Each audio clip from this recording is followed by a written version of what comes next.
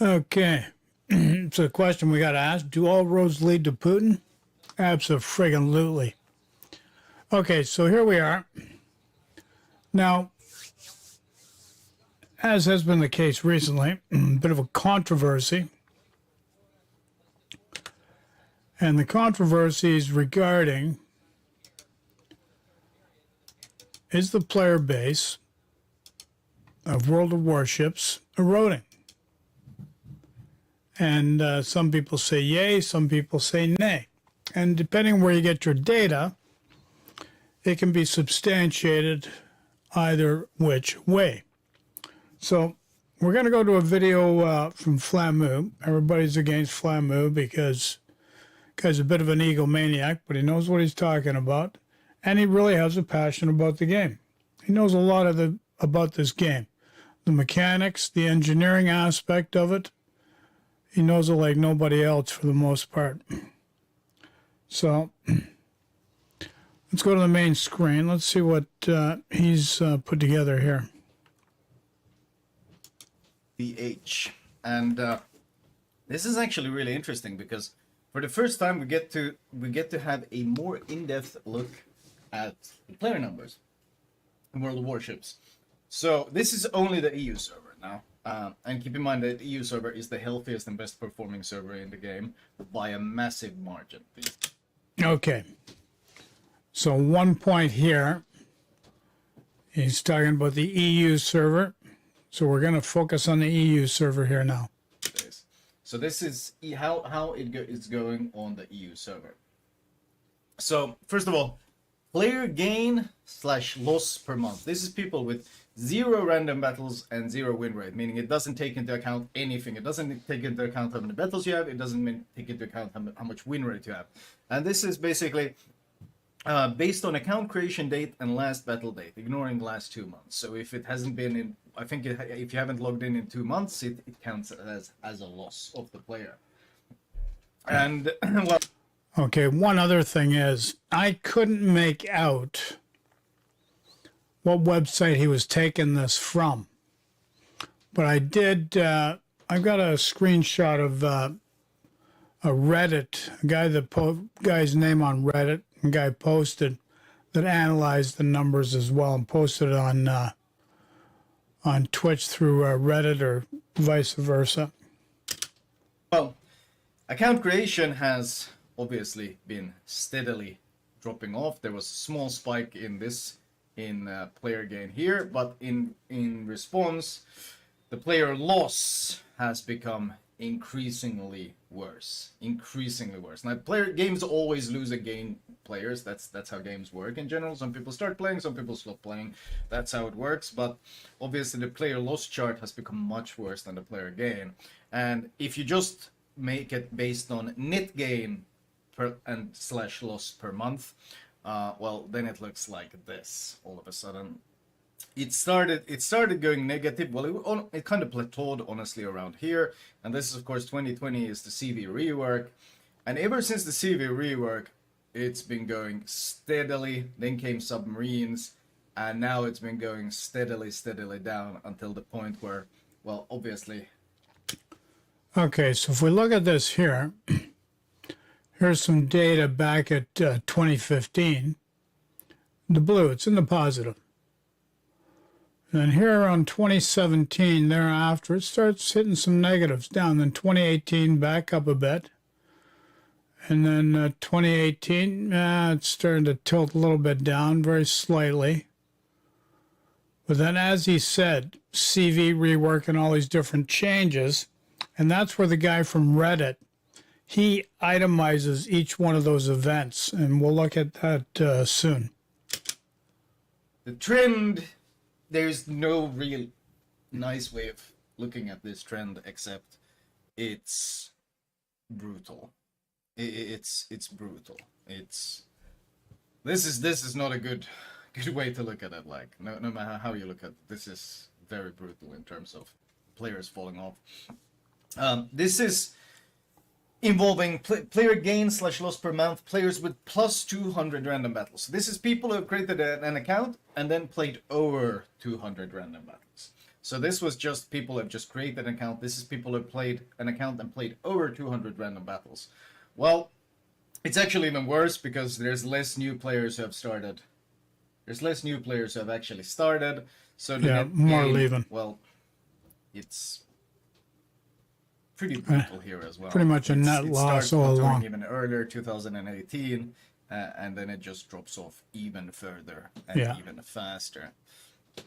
The blue line basically disappears entirely already here, and we had a steady base, but then really these last couple of years of wargaming decisions have really they're really showing themselves. People wonder why some content creators like I am very critical of wargaming's decision making recently, and it's like because they're killing the game, and all the numbers prove that they're killing the game. Do you not understand that people like me want the game to live, to thrive, to succeed, and to be fun to play?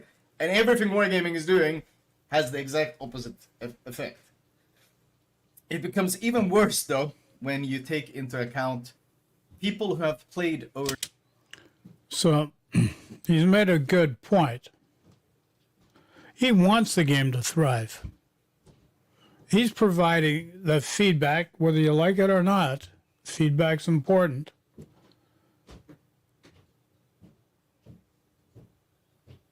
And if you can't take the heat, and this is where wargaming, they turfed all those CCs. Now it's important to get that kind of feedback. He wants it to succeed. He likes playing the game and to be fun to play. But as soon as it becomes less fun, I'll tell you, with CVs, with AA, and submarines, it's not become fun to play. You get the odd okay game, but for the most part, you get a CVs, subs in there. It's no longer fun. If a sub player knows how to play, he's going to ping you to death, perma-spot you to death, and there's nothing you can do about it. You have no counter whatsoever. Same with CVs, with AA. AA, they nerfed it. It's been ineffective ever since. Waste of a skill set. Does nothing for you. And I just showed how that Tier 8 Colossus did a video the other day. Tier 8 British Premium Colossus. CV aircraft carrier, rocket planes.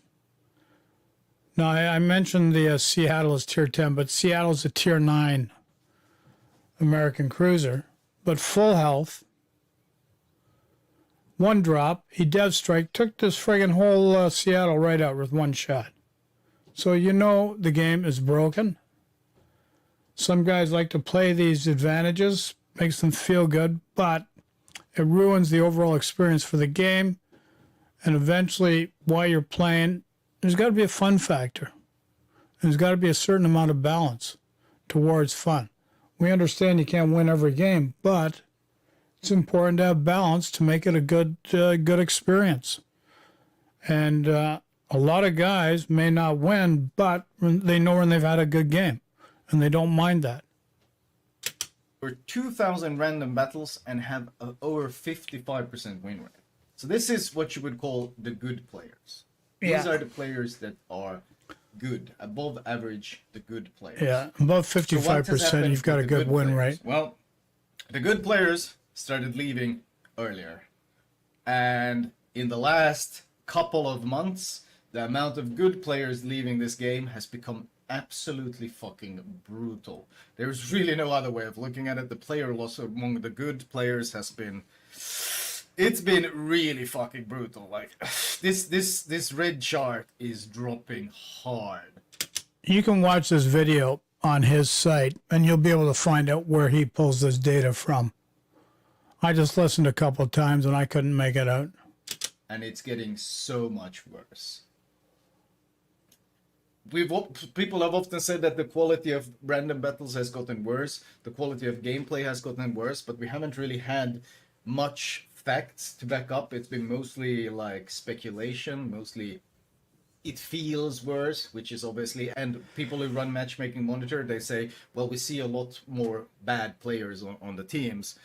But now oof, it's gotten even worse. Look at the amount of good players. Yeah, I mean, the numbers are very small. The numbers are extremely small when it comes to good players. There haven't been a lot of people who are actually good and have played over 2,000 battles. These are, I wouldn't call veterans, but people who have improved and gotten good at the game. And the good players, well, CV rework and submarines and hybrids and all this bullshit has done a very effective job of driving away all the people who were most passionate about the game.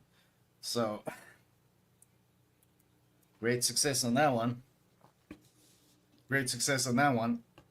This is active players out of all the player numbers that are registered for World of Warships. I assume active players, this is, I assume if you played one battle in the last 3 months, you count as an active player. So this is the percentage of all the accounts created. And this is... That's pretty pathetic if you think about it. Active players. Pull us back a bit. 7.92%. Last 3 months. And the rest just inactive. It's created. And this is numbers of active players. Basically, the same people who have played in the last 3 months. Or no, sorry, number of active players each month. So this is how many of these have been online. And... month over month, yeah. Yeah. That's... This, at the end of this chart, is starting to look at like the launch of the game. This is... If we had, in 2020, 1.1 million active players, and now we're approaching 400,000.